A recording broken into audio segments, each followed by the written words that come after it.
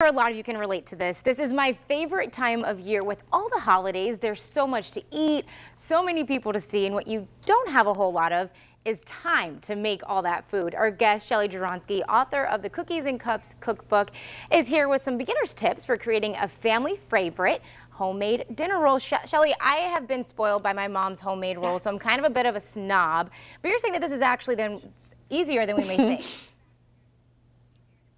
Yes, absolutely. So what I'm here to do today to tell you guys is how to make easy beginner dinner rolls. And the thing is, I know you said that you're a little bit of a bread snob. The fact that these are easy and a beginner recipe does not change the fact that they are so delicious. And they're perfect for the holiday season when everyone's baking, and actually, I mean, any time of year, honestly, right? Definitely. Now, when I see yeast in a recipe, I personally, I shut down right away. So why do you think that is?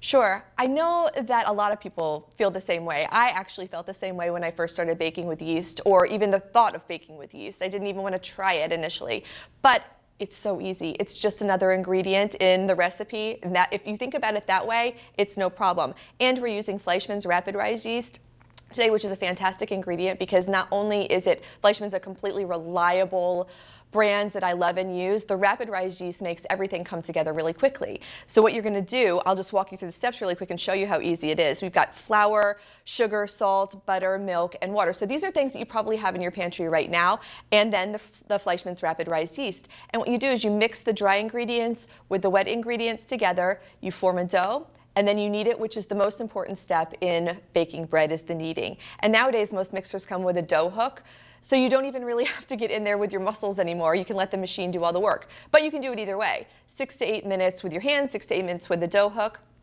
And your dough will come together. It'll be a smooth, nice ball. And the trick is if you press your dough with 2 fingers and it springs back, that means it's ready and it can rise. It takes about 30 minutes for it to rise. You divide it into 12 equal portions because this recipe makes 12 12 dinner rolls, and you pop it in the oven for 20 minutes, and then you have gorgeous, delicious brown dinner rolls that smell wonderful. Those are beautiful. Now, can we double or triple this recipe in case we have a whole lot of people come in? Absolutely. So you can double it, you can triple it, you can make it ahead. That's another great trick, is if you're prepping for your holiday crowd, you make the dough ahead, you pop it in the fridge overnight. The next morning when you're ready to bake, when your guests are arriving, you just pull it out and then pop it in the oven, and boom, you're done. So it takes all of the steps that you do ahead. The next day you have fresh bread. Awesome. To serve to your holiday guests, which is fantastic. Always a good thing. Yeah. Thank you so much, Shelly, for joining us.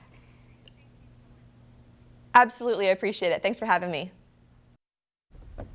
Thanks to Fleischmann's Yeast for sponsoring that segment. Love it.